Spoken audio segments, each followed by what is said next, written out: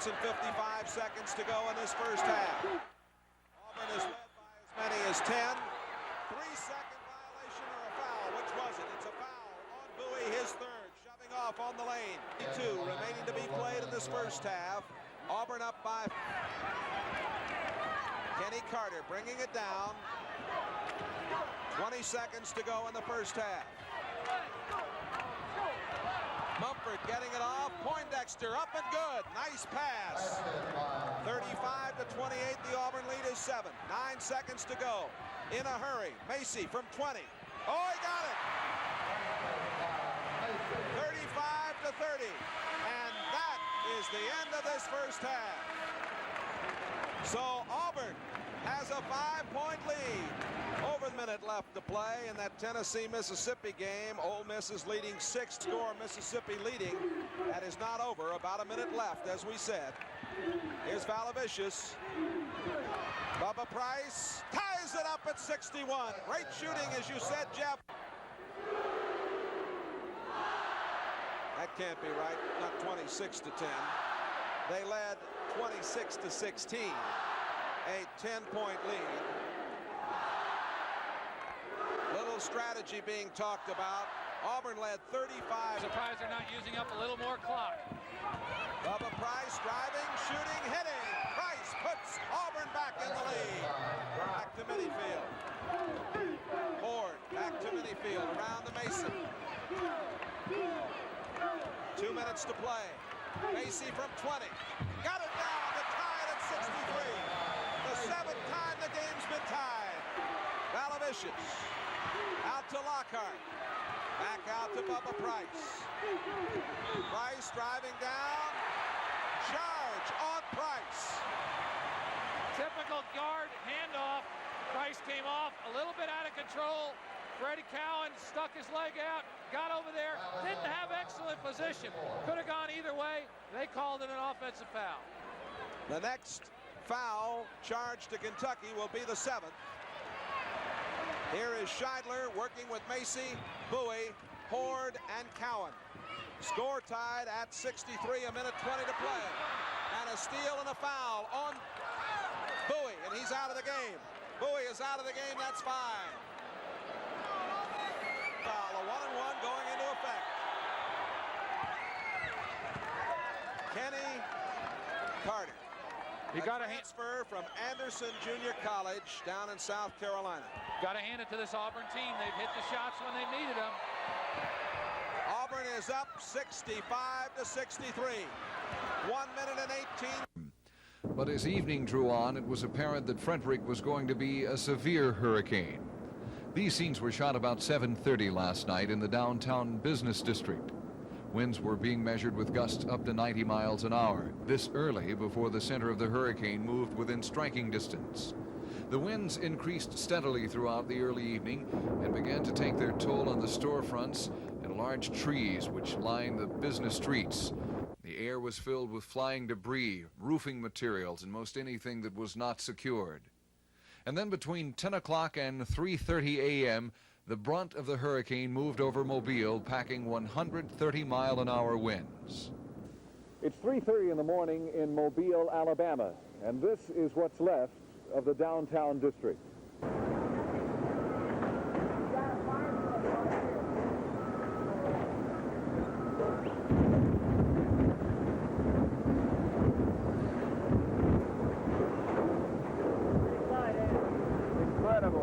A short time after this film was shot, the winds resumed and blew for another hour before diminishing in intensity. The first light of day brought a strange contrast from the night's brutal storm and the first glimpse of the damage to the downtown area. It's now 7 o'clock in the morning here in Mobile, and this is what Royal Street looks like. Hardly a store escaped the destructive wind and pelting, drenching rains. The 12 to 15 foot above normal tides crept into the city streets. And we saw strange sights like this one, water pouring from an upper floor of a building. And in Bienville Square, the stately oaks were stripped like skeletons, with their branches twisted and torn and their trunks uprooted. Nearby, the First National Bank building sustained structural damage. One of the first areas to be hit by Frederick was along Dauphin Island Parkway. This is where motor vehicle traffic stopped. A few home and property owners continued on foot in spite of warnings of downed power lines and snakes in the water. One of the residents who lived a short distance from here said that he and his family were lucky. My house is in good shape. Trees all, down in the yard, and I got a shed out back. It's pretty well tore up, and my fence is all tore up from the trees, but my house is in good shape. Is this your first hurricane?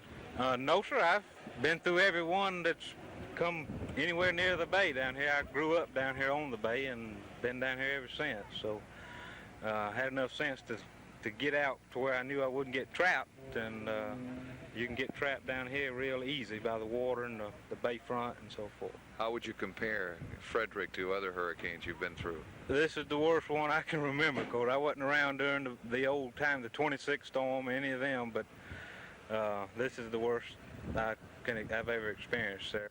Some of the unlucky ones lived in this mobile home park, which was guarded by armed men.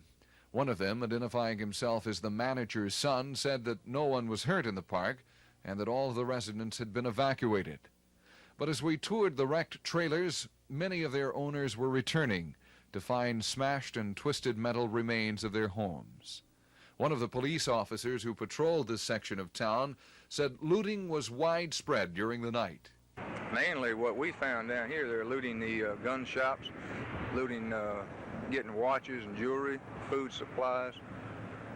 That's the only thing I can say right now that I know that they were getting. Along the causeway headed east out of Mobile, the old roadway was flooded and in parts completely washed out.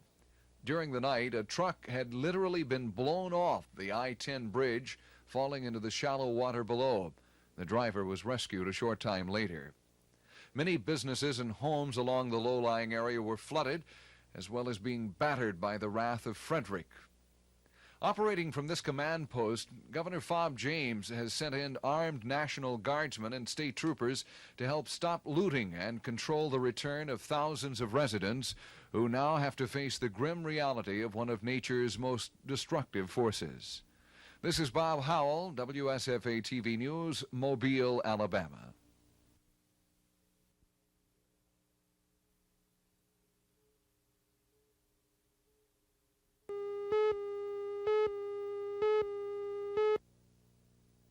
Today, the celebration moved from the ballpark to Faneuil Hall. Hundreds of people were there to congratulate the 40-year-old veteran.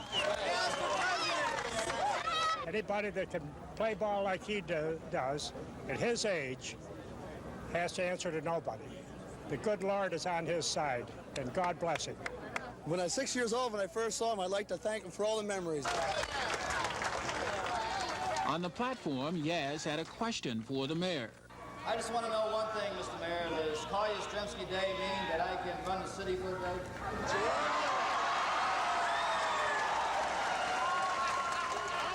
The crowd answered yes. Al Johnson, NBC News, Boston.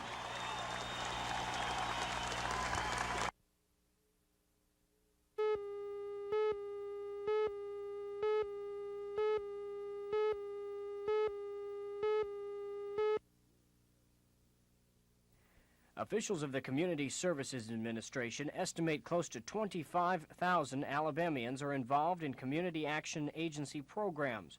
How those programs can be improved to better serve the state's needy was the focal point of the 9th Annual Statewide Community Action Agency Conference in Montgomery. The 24 community action agencies in Alabama administer such programs as Head Start, home weatherization, and nutritional assistance. 80% of the money comes from the federal government, 20% from local support. This year, Alabama's community action agencies received a total of more than $7 million, which generates more than $30 million for program operation. District Supervisor Michael Griffith, who oversees the community action agencies in Alabama and Mississippi, is hopeful about next year's federal support. We hope that we would have enough money in local initiative funding, which is what we provide for the community action agencies in this state, that there's 24 of them, to provide at least the same services, the same administrative support, with a slight possibility that we might be able to expand in some of the counties that are not now in the community action agency network. The three-day conference concludes on Friday. Paul Roth, WSFA TV News.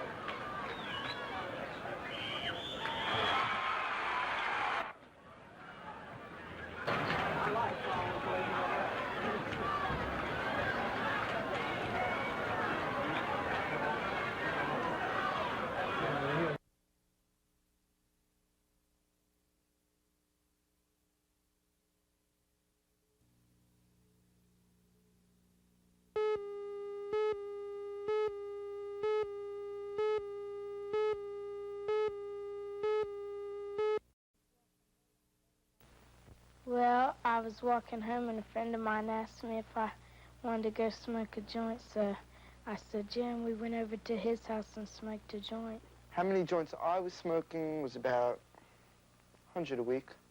100 joints a week? Mm-hmm. It's about 10 a day, a little more. And usually a large group that I know that I'm friendly with smokes in the morning, smokes in the afternoon, and smokes at night. I like when I get up in the morning, I like to smoke one, or after I eat, I kind of like to smoke one then, or just when there's a bunch of people around, that's when I really like to smoke pot. What effect do you think smoking marijuana has on your work at school? Not too good of effect, because when you smoke marijuana, you just don't feel like doing work right then. You don't feel like even getting into it at all, listening or nothing. It just makes it seem like a drag. Makes you feel like you're in a dream. It's not normal, and it's not too active. You're just in between, just right. How old were you when you started smoking regular? About 8.5, 9. How often do you get stoned? Almost every day. I feel it has made him sort of forgetful and just not really caring like he used to. But now that I realize that he smoked some before school, now I can really see why his grades have gone down. What happens if you're sitting in a classroom high and a teacher is giving a lecture? I just sit there. I listen, but I don't remember it after she said it. Say she said something and she'll call on me to answer the question. I'll say, what? What? I see it going on all over the country right now, involving schools, involving parents, everybody.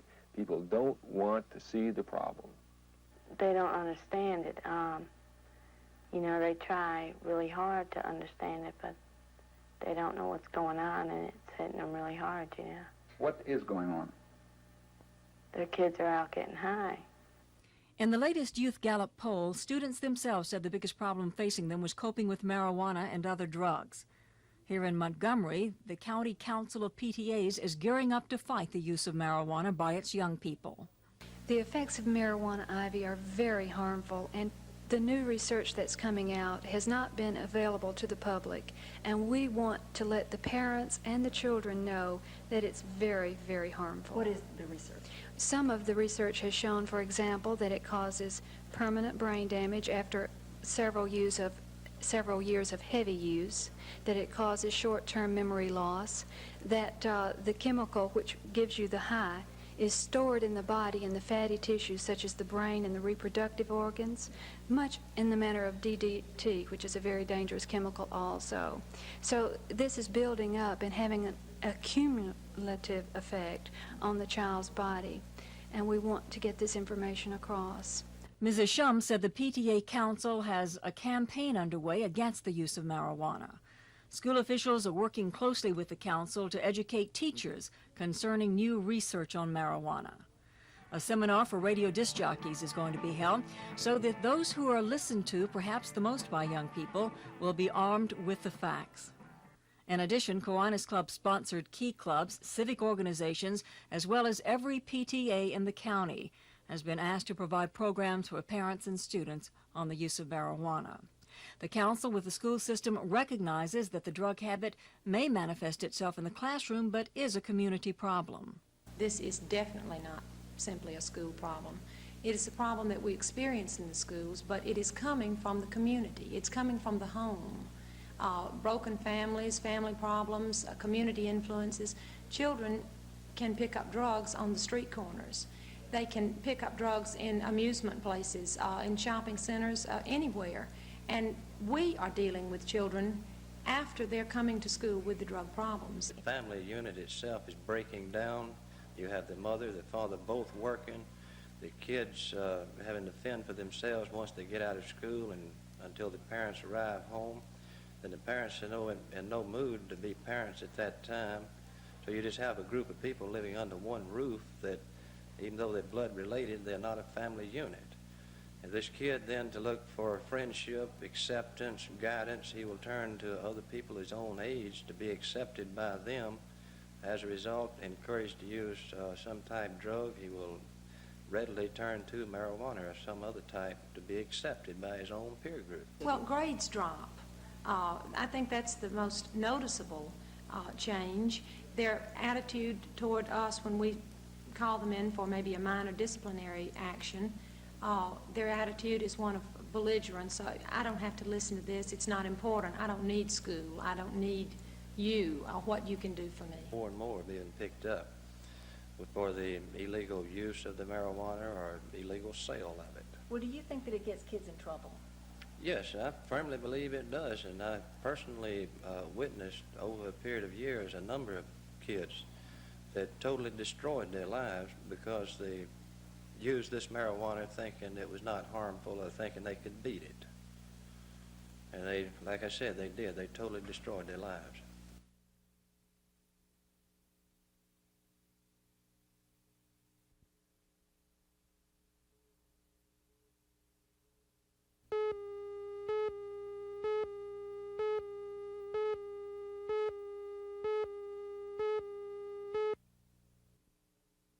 Throughout time, human hands have formed many works of art, a great deal of them out of the earth's clay. This former tax accountant and his wife, a school teacher in days gone by, now spend their time creating unique and useful clay works. They are full-time professional artists, earning their livelihood from their craft. Charles Johnston works on the potter's wheel. His wife, Altris, prefers freeform design. I became interested in throwing pots. My wife was in painting and then became interested in sculpture. And I was interested in clay, but not the sculptural aspects of it. But I enjoy the symmetrical qualities of the wheel-thrown pottery. And I like the plasticity of the clay, the way it's so workable. And I just enjoy working, doing individual one-of-a-kind pieces with it. As a rule, would you say that the bigger the pot, the more work involved? Yes, time-wise, but you have to work up gradually. You can't throw a large pot until you can throw a small pot, so you work generally just gradually up in size. Right now, the actual throwing of the shape is not any problem for me. I've been in it about 10 years now, and they're more a palette for me to carve and to draw upon. Now, the finishing process is really my primary concern now because the shapes are something I've been doing for so long that I'm fairly used to them. A brown slip made of clay and color is applied to the pot to highlight the hand-carved design.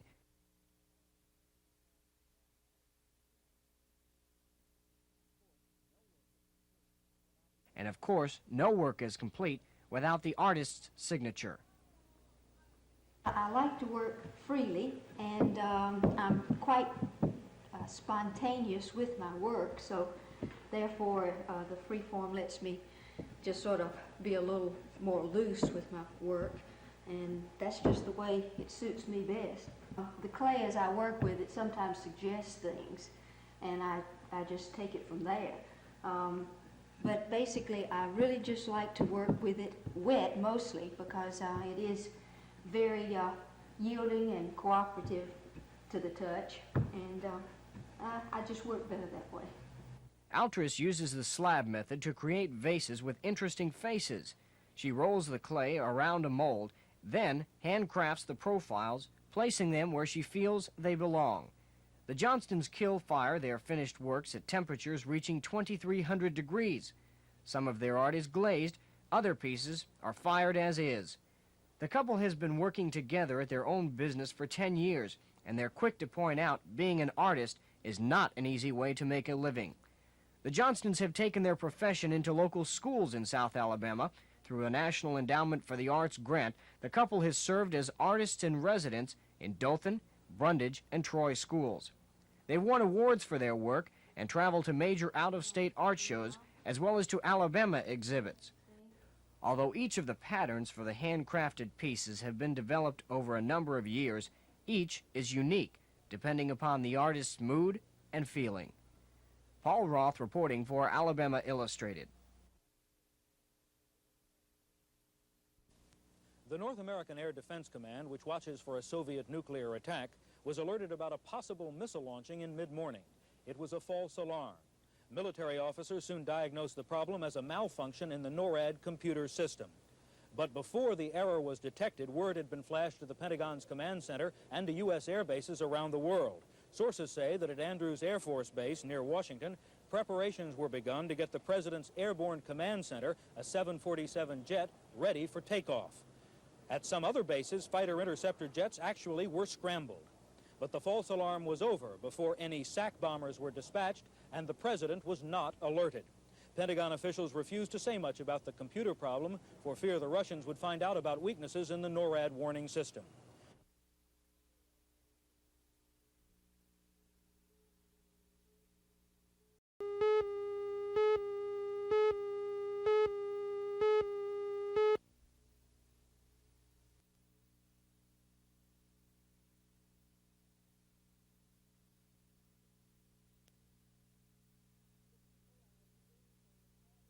The people and the disease and the poverty, it's just been very difficult for me as a wife and a mother and a human being.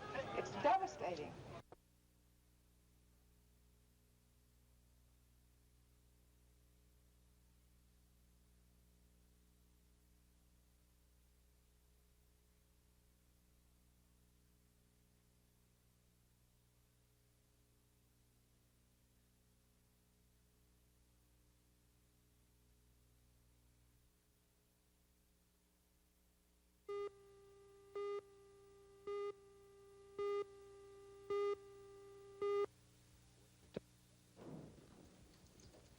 Texas millionaire T. Colin Davis was accused of conspiracy to murder the judge in his divorce case.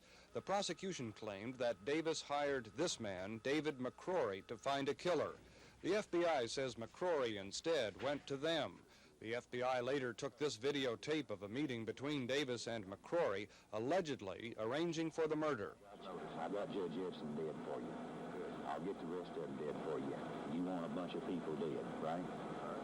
Later, Davis allegedly paid McCrory $25,000 after McCrory produced this photo of Joe Edson, the judge in Davis's divorce case. But the judge was very much alive. He'd only posed for the picture, he said, to help catch Davis. At the trial, Davis's lawyer, Richard Racehorse Haynes, said that Davis played along with McCrory's murder plot, thinking he was helping an FBI agent.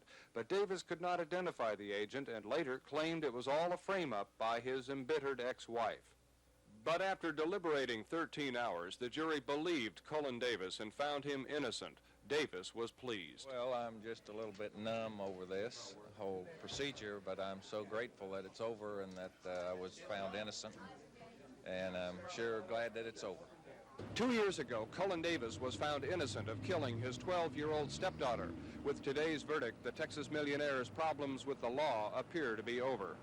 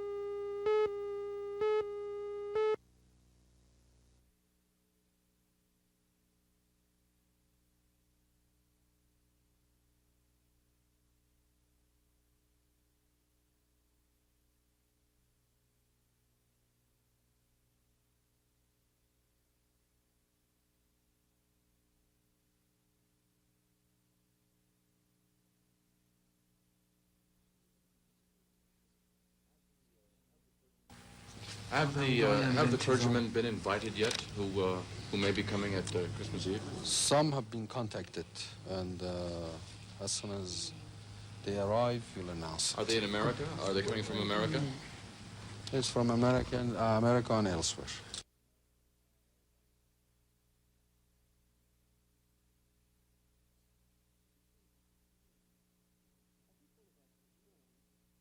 I think one of our concerns is that while we are, of course, eager to have the hostages visited by the group of clergymen, it is offensive to think that the militants holding those hostages should be seeking to capitalize or to portray their action in allowing the clergymen in as a humanitarian gesture, a magnanimous gesture, when in fact those hostages are being held illegally in contravention of every standard of diplomatic practice.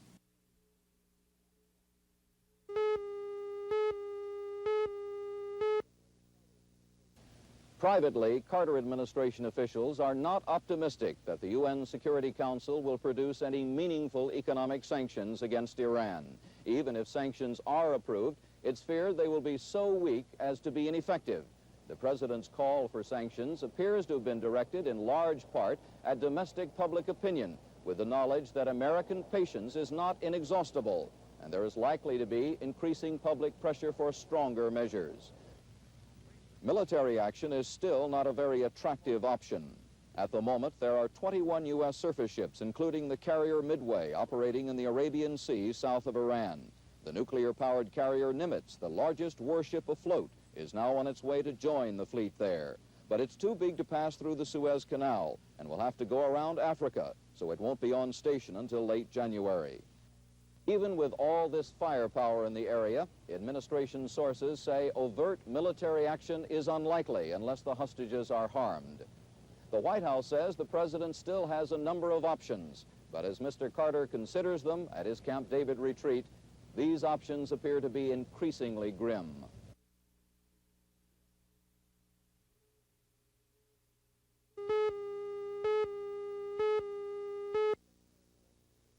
Treasury Secretary Miller, Chief Economic Advisor Schultz, and Energy Secretary Duncan argued in favor of the 50-cent tax to discourage driving and save gasoline. Vice President Mondale, Chief Domestic Advisor Eisenstadt, and other political advisors argued against it. The president has now agreed with the opponents. A White House official said Mr. Carter has decided against the tax for now for several reasons. It would need Congress's approval, and congressional leaders are against it. It would be inflationary, and the president thinks it is not necessary. That's because Americans are driving less, 8% less, since gasoline prices went up last spring. Aides say the president believes voluntary state conservation targets will keep driving down enough to meet his oil import quota. Those state targets average 5% and have been met already by most states. The president has also said no to 2 other energy-saving measures: a fee on imported oil to push prices up, and a rationing plan that would cover moderate shortages. The administration believes recent OPEC increases will raise gasoline prices 6 cents a gallon, another reason to forego a tax now. What's not being said is that a gasoline tax is politically unpopular and is being criticized already in campaign speeches by Senator Edward Kennedy.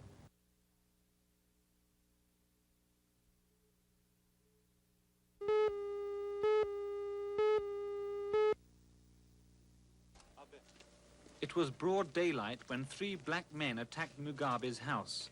They fired 30 rounds from a machine gun and threw a grenade that didn't explode. 2 of Mugabe's nephews were wounded. It was a warning for Mugabe's return. Mugabe's neighbors weren't surprised. Threats against him and his partner in the guerrilla war, Joshua Nkomo, are common in Rhodesia, and this attack shows how serious the threats are. Several bullets just missed Mugabe's sister, Sabina. She says there are too many groups with guns. In this country, we don't only have the forces or the police. We have got so many armies. Demonstrations of support for the guerrilla leaders were banned in Rhodesia until yesterday. Now the police can only hope to control the bitter rivalry between the political parties as the run-up to elections begins. Some violence and intimidation is thought inevitable among the parties, but the assassination of a political leader could throw the country into a much worse war than it has ever known.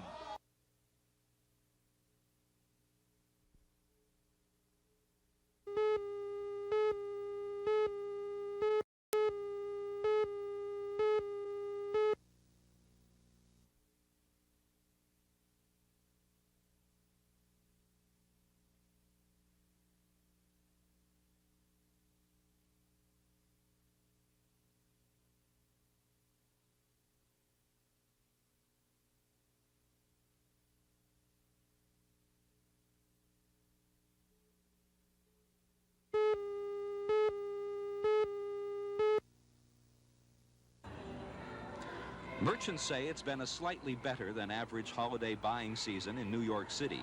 Sales are up, but only by 5%. Officials at major New York department stores like Saks Fifth Avenue say people are buying. Lower-priced items are selling best. Cosmetics, sensible clothing. Some stores have resorted to unusual sales to clear out their holiday inventories before Christmas. All furs are on sale up to 50% off till Monday only. New York's small businesses seem to have been hurt the most this year. Boutique owners say shoppers are being more selective. Sidewalk merchants on New York's 14th Street say they've been hurt by cold weather. But one optimistic store owner was certain that with Christmas so close, things would surely get better. Sometime you lose, sometime you may. But there is always the last minute, and you never know.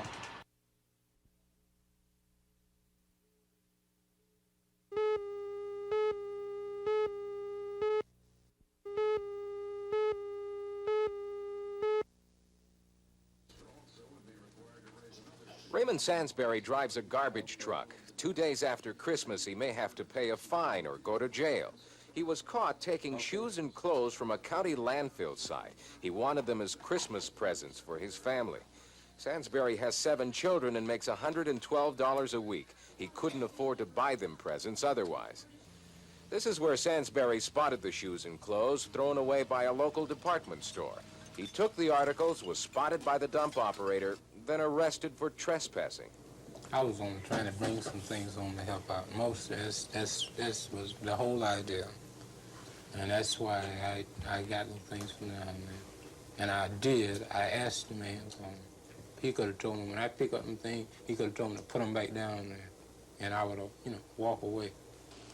Sansbury's in trouble because it's against the law to pilfer at landfill garbage sites in South Carolina. State authorities don't want anyone run over by the bulldozers. County Administrator Clayton Caldwell says the state could close the landfill sites if its regulations aren't enforced, so he's going to prosecute Sansbury. Should the law turn their back and say, it's Christmas time, we're not going to do it? No, sir, I don't believe in bending the law and twisting the law and violating laws for anyone. People who've heard about Sansbury's problem have offered help. Some are promising to send toys to his children. But for now, there are none.